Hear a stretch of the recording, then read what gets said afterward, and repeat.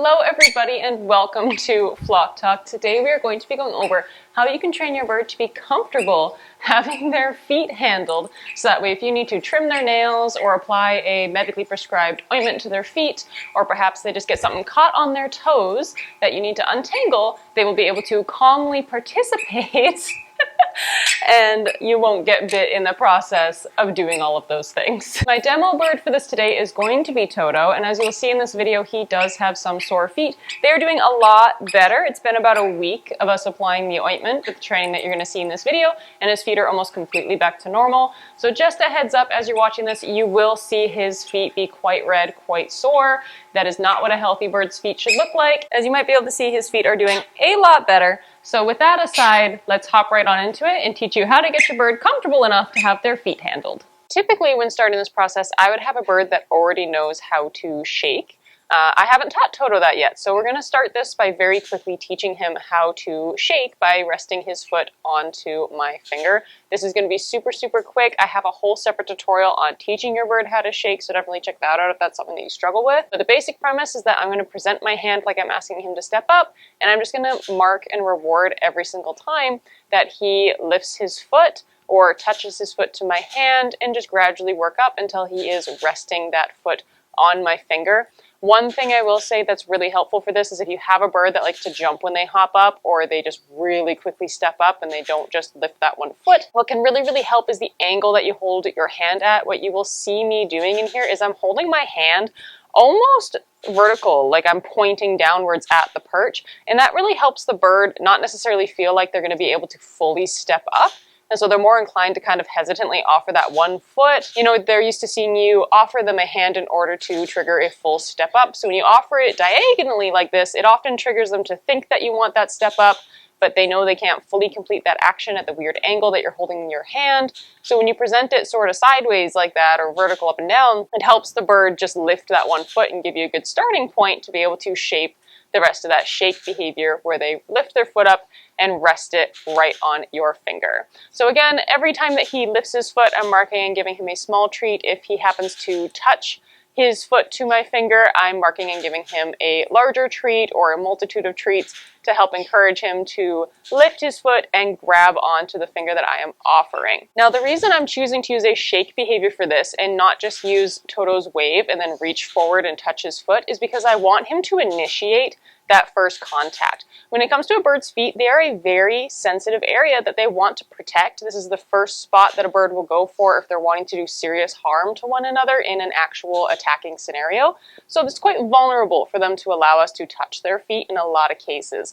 So by putting him in control of when our feet or my hand and his foot touch, it gives him a lot more confidence around that scenario, and it's kind of him consenting for me to actually handle and interact with his feet. So he's initiating that first contact. He's getting a lot of that control over something super scary, which gives him a lot more confidence and makes it a lot less scary going forward. So when we get into that more invasive handling, where I'm going to have to be touching all of his toes. In these first few early stages, now that I've got a decent basic shake behavior going on here, where he's offering his foot and he's leaving it rested on my finger, he understands that grabbing my finger is what's earning him a reward. I'm going to begin to increase my criteria. So just touching my hand isn't necessarily good enough anymore. I want to increase the duration in which he's staying there, because the bulk of this handling is going to happen over a period of time. And before I can do any of that touching, I need to know that he's comfortable raising his foot and touching my finger for the period of time that I'm going to need to do the necessary handling, whether that's for clipping his nails or applying a topical cream, whatever we may need. So I'm going to have him lift his foot and touch me, initiate that first contact, and I'm going to wait for a second, and then I'll mark and reward. So I'm no longer marking the second that that first contact happens. I'm waiting a little bit and trying to get him to hold his foot there just a little bit longer over time. And if I present my hand and he quickly pulls his foot away, he doesn't give me quite as long as I was going for, I'm simply just going to pause and wait and see if he offers it again and kind of holds it a little longer. If not, I'll lower my criteria and just wait a little bit less time for the next repetition. Once I'm pretty content with the amount of time that he's able to hold his foot there for, I'm going to begin to initiate the more intense handling. And how I'm going to do this is I'm just going to have my thumb resting on top of the finger that he's already resting his foot on, and I'm going to just shimmy that finger over to tap the side of his foot ever so slightly. The first time I do this, my bird's probably going to pull his foot away. You know, they weren't expecting it. It can be a little startling. Regardless of what their reaction is, I'm going to reward them for it. Because any reaction they're giving to me is going to be out of a place of discomfort or fear or stress. And by not rewarding that scenario, it's not going to do anything to help that situation other than potentially cause them to think that fear that they had was valid. Whereas if they were scared and uncomfortable and I quickly followed up with a treat, it can kind of cause them to second guess and think, okay, maybe it wasn't so bad, maybe it was worth it. Depending on the severity of the fear that we're working with. As we go through this, I'm not going to increase the touching that I'm doing unless my bird is comfortable with it. So I have my thumb resting on top of my index finger, and I'm just going to lightly tap the side of his foot, mark and quickly give him a treat. I'm going to repeat that kind of over and over and over again, and you'll see that he will stop pulling his foot away. And the second that I see him leaving his foot rested there, you know, he doesn't do a sudden harsh jolt, he doesn't quickly look at my hand, or he doesn't stop chewing, all those behaviors that would tell me he's feeling uncomfortable, that's when I know that we're ready to move on to slightly more invasive handling. And I'm going to increase it very, very gradually. As I said, feet are very sensitive, so I don't want to go too fast. All I'm going to do is lightly tap the finger, and then I'm maybe going to tap it and leave my finger there for half a second.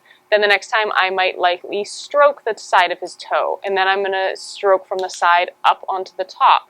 We're going to gradually work from our starting point to not only increase the amount of duration we're spending touching that toe, but the locations in which we're touching it. As we go through this, because remembering that this is something that could make our birds uncomfortable, we're not going to increase the difficulty with every single repetition. We're actually going to make sure that we're backing off and giving them space quite frequently. So even though these repetitions in these clips will look like I'm just going from one touch to the next, there's going to be in-between stages where I don't touch that toe at all. So I'm making sure that although I'm asking him to kind of push his boundaries and his comfort levels, I am also easing off and giving him space to feel comfortable and confident with that foot handling again, that it doesn't always have to be more difficult and more challenging. That can make our birds see less value in the activity that we're doing, potentially making them not want to participate anymore. So by backing off and making sure that I'm doing alternating repetitions where maybe I touch his foot quickly, maybe I'll touch his foot slightly longer, and then the repetition after that, I'm not going to touch his foot at all. I'll just ask for that shake behavior, give him a reward, make it super easy. That kind of relieves a lot of that stress and tension that could be building up from these repeated repetitions of doing something that's potentially a little bit uncomfortable for the bird. A key thing here is going to be making sure that we are reading our bird's body language and that we are moving with them, not against them. Although it's very likely that you are training this behavior because they require some sort of medical treatment or you need to trim their nails, you know, there's a necessity that has to happen here. It can feel very tempting to kind of push those boundaries and go, oh, we're so close, just deal with it, and kind of push that comfort for them. That's only going to make this harder for you in the long run. If you push that comfort now, the next repetition you try and do, they're probably not going to offer you that foot at all. They might bite you, and they might see all these training sessions that you're going to do as something to be scared of because you're not listening to them, you're not respecting their boundaries, and they have no reason to want to work with you. So although that's very tempting, I assure you that your progress will go a lot faster if you make sure to just listen to them and back off when they need it. It'll feel slower in the moment because it feels like you're going backwards when they say, hey, I don't want you touching my toe on this next repetition. But by showing them that you listen when they need you to, they're going to be much more likely to push those comfort levels for you later when you are applying those creams and it is an absolute necessity for them to be receiving this type of handling. So what kind of body language cues might I be looking out for when I'm knowing whether or not to push my bird's comfort level? So the first thing I'm going to do is see how eagerly my bird presents their foot. If I offer him my hand and he doesn't lift his foot up, or maybe he lifts it but he doesn't reach it out, those tell me that he did not feel comfortable with me handling his foot. Potentially, I overstayed my welcome in the last repetition. So that's an easy cue for me to say, okay, I went a little too far last time. The following repetition, I'm going to make a lot easier. That's a really easy cue, and that's why I love having him initiate that first contact. It's because that hesitancy that he has shows me that I went a little bit too far. He's feeling a little uncomfortable. Clear communication that does not require him having to bite me in order to tell me to back off or stop. So if I'm faced in that scenario where I present my hand and he doesn't give me his foot, what I'm going to do is I'm going to wait the first few seconds and I'm just going to see if maybe he just wants a moment to think about it. But if I hold my hand there for 3-4 seconds and he doesn't budge, I'm simply going to take my hand away. I'm not going to push the interaction. I'm not going to make him feel like he has to. He's told me no. So I'm simply going to remove my hand for a second, show him that I'm listening to him, and just wait. I'm just going to sit there, give him a second to breathe, and I'll offer it again. Another option might be to give him a simpler behavior. Maybe I'll ask him to wave or spin around, do something else that he knows. Give him a really easy win to build that excitement back up, and then re-offer the opportunity to let me handle his feet again. When I am actively doing the touching to decide how much further I can go with the touching, I'm going to be looking at a lot of body language he's presenting in the moment. So since I'm doing this while Toto is still finishing his previous treat, an easy one to look for is when he stops chewing. If he is chewing a snack and suddenly freezes, that's him saying, I don't really love what's going on there. My focus is now on your fingers and what they are doing to me. My focus is not on the snack in my mouth anymore. That's a clear sign that he's pretty uncomfortable with what I'm doing, and it might be time for me to stop and quickly give him a much better reward for pushing that boundary a little bit more than I should have. Another thing I'm going to look for is where he's looking. You can tell when he's really happy and relaxed, he's kind of looking over to where my treat pouch is. He's looking more at my right hand, not so much at the foot that's being touched. When he's getting slightly uncomfortable, he'll stop and he'll stare at where I'm touching. He's looking straight at his foot and he doesn't disengage from it easily. Even when I go to remove my hand away, he's kind of still lingering, staring at the foot that was being touched. Those are all signs that he is having his boundaries pushed a little bit, and that's where I'm going to leave it. I don't want it to go any further than that. If my bird is hitting a point where he is yoinking his foot away, repetition after repetition, if he has had to bite me, if he has had to hiss at me, or if his plumage suddenly thins out, or any other more drastic measures, I have gone way too far. If my bird is having to communicate that dramatically to me, I have done a very poor job of listening, and that is my fault, and I should never have gone too far. So that's where I would draw the line as far as body language cues go, on kind of what things tell me that this is right on the line of where his comfort is, you know, with him just looking or stopping chewing, versus him blatantly having to hiss, thin out, or yoink his food away. Those are all boundaries where I've gone far too far, and I need to ease up on my expectations and do much less next time. Once I've gotten those solid good responses from him with just touching and stroking his finger rested on my index finger, or sorry, his foot on my index finger, I'm going to shift to have him actually grabbing my thumb. And this is a pretty easy transition to make, but the reason for this is that it allows you a much easier transition to holding the toes. When you have them on your index finger, in order to get a hold of the toe, you'd have to like push the toe off with your thumb or grab it in a really weird manner. It's a lot easier if you transition from what is traditionally your step-up finger, your index, and then you switch it to just have them rest the foot on your thumb, and that can be enough for them to rest their foot there comfortably, and then you're able to do the same method of stroking, but this time it would be with your index finger instead of the thumb doing the stroking. Gradually moving up to the top of the toe, you can apply a tiny bit of pressure, and right there, as soon as you are touching your index finger to the top of his toe, you're holding it, right? That's the grip you're going to be using when you're trimming their nails, or if you're having to hold and brace that foot while you use your other hand to apply a cream or anything else. This little grip with them holding your thumb gives you the best dexterity for actually handling all the toes. Additionally, when you are having the thumb, it's a lot easier for you to then stroke the back toes as well, and it gives you a much easier grip for accessing all of those back toes, which can be a lot more finicky for your bird to get comfortable with.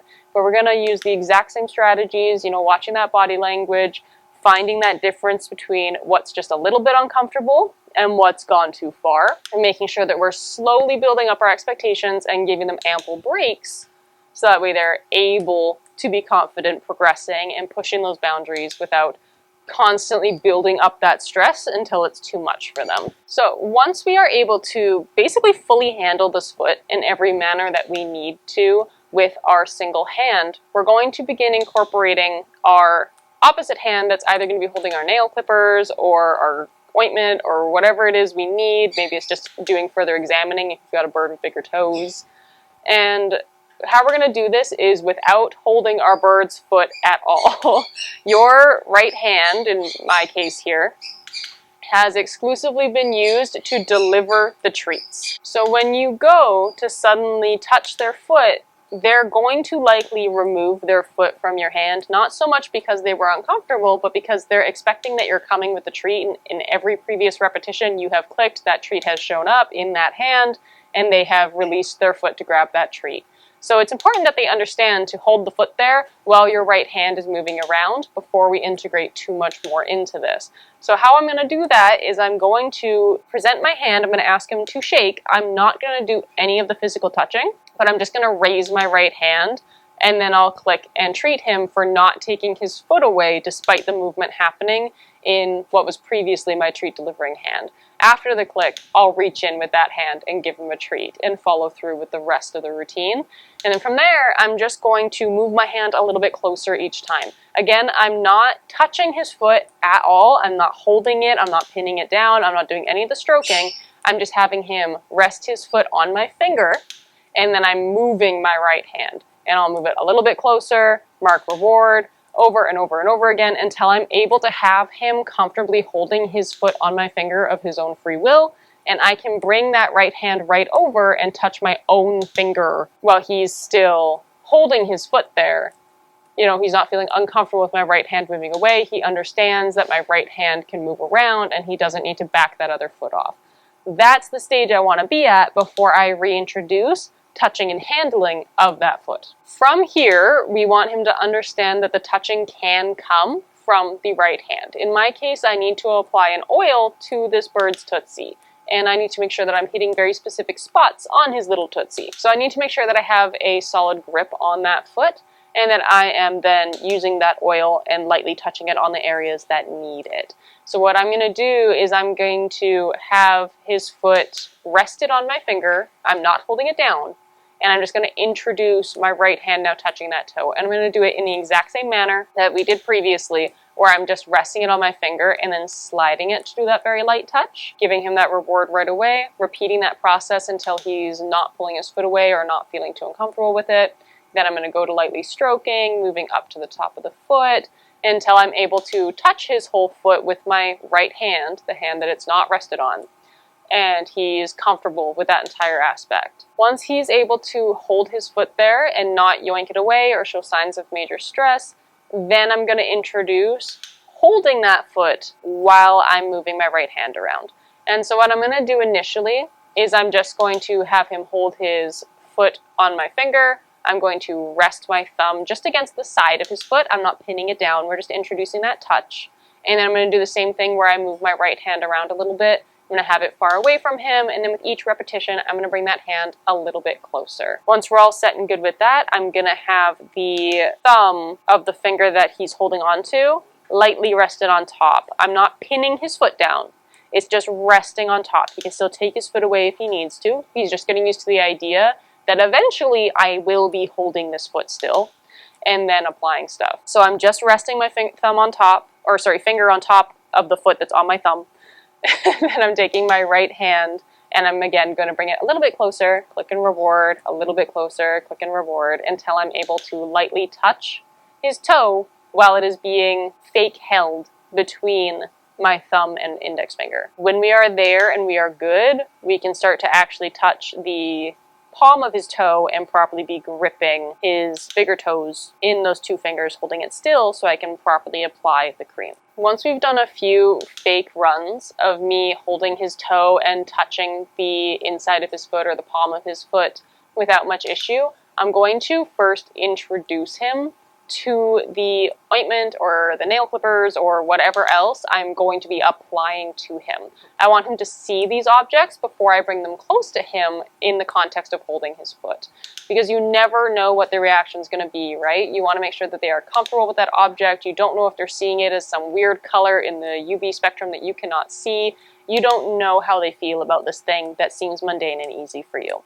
So what I like to do is just show it to him, click and reward, bring it a little closer, click and reward. I might encourage him to touch or interact with that object in some way if it's safe to do so. And those are all things that can help him build comfort around that object before I have to actually touch it to him. It takes a lot for them to feel safe with you bringing something unusual and touching them with it, right? That can be really scary if they don't know what's going on or why it's happening. So if I have this object out, or I have my oil out in this case, and I'm not seeing any fear responses from him, he's comfortable moving around, exploring with it, all that good stuff, then I will basically repeat the exact same processes as what we were doing when we first introduced our right hand that was pretending to apply the creams.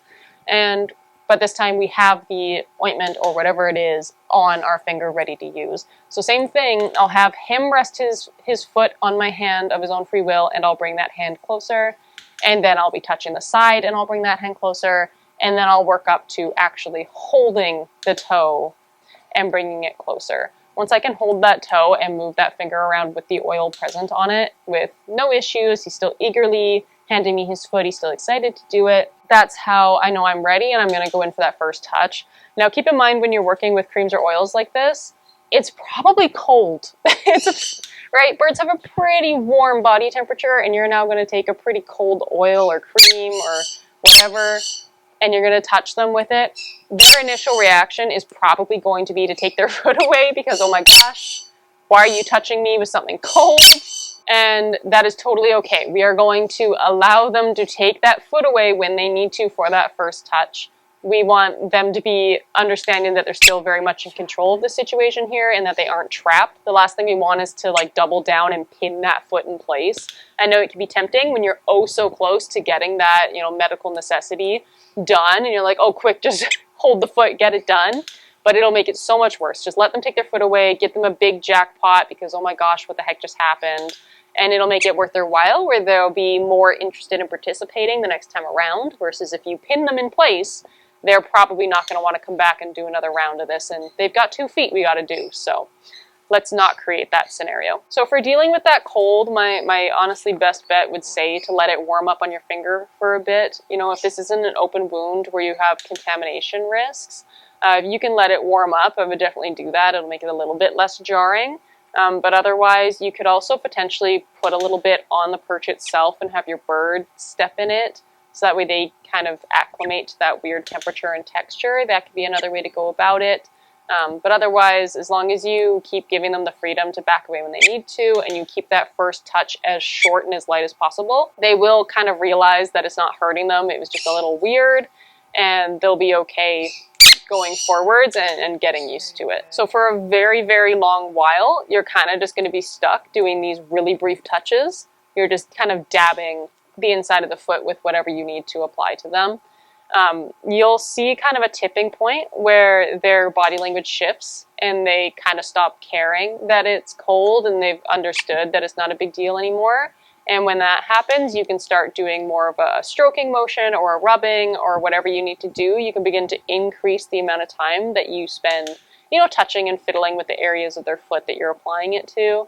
And then you're able to build off that and to get how in depth you really need to go, depending on, what your skill is and what you're applying here. If you're using the skill for nail trimming, I do have a whole separate video on nail trimming specifically that I would check out, but there is something I don't think I said in that one, and that is if your bird is really scared when the nails get clipped, but they're fine with every step up to that, take a toothpick and clip the toothpick in front of your bird so they can get used to the sound. A lot of the time, that's all it is. You can also apply like a tiny bit of pressure to the end of their nail, so that way they get used to the sensation of the nail being clipped before the clippers are involved. That's another kind of midway step. But yeah, taking like a toothpick and just clipping it and giving them a treat right after, that can very much teach them not to be so afraid of that startling sound. Because a lot of the time when you're introducing them to nail clippers, the first time they're hearing that clipping sound is when it is right against their body. Their foot is restrained, they are potentially uncomfortable, and then this startling sound happened out of nowhere.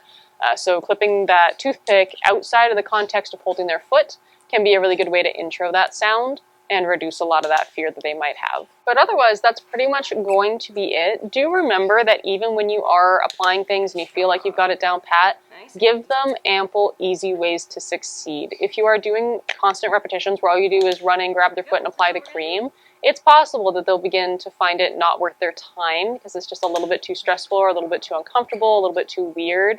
So when you go in to do these sessions to apply the creams or, do their nails or whatever it is, give them easy wins. Do a couple repetitions where all they got to do is have a light touch happen, or all they have to do is look at the nail clippers. If you do things like that, it makes it so easy for them to be successful and have fun with it and look forwards to the session, even if something a little bit uncomfortable does end up having to happen every now and then throughout the process. So that is going to do it. This is one of those skills that you really want to try and train before you need it. It can take a lot of that pressure off when you're sitting there going, oh, I really need to be trimming their nails, or I really need to apply this cream, and it ends up pushing you to rush this training, and then it can build a lot of distrust as you kind of step over their boundaries and push things a little further than you should. So do try and do this ahead of time if you can, instead of rushing it at the last moment when you're going to be wishing that you had done this training beforehand. As always, please be sure that you are reading your bird's body language and moving with them instead of against them. If you feel like they're not moving as fast as you want them to, just back off your expectations a little bit, make it easier for them. It will help you a lot more in the long run. But that will do it from us here today. So thank you guys so much for watching. I hope this was helpful, and I will see you all in the next one. Bye. He's a good boy.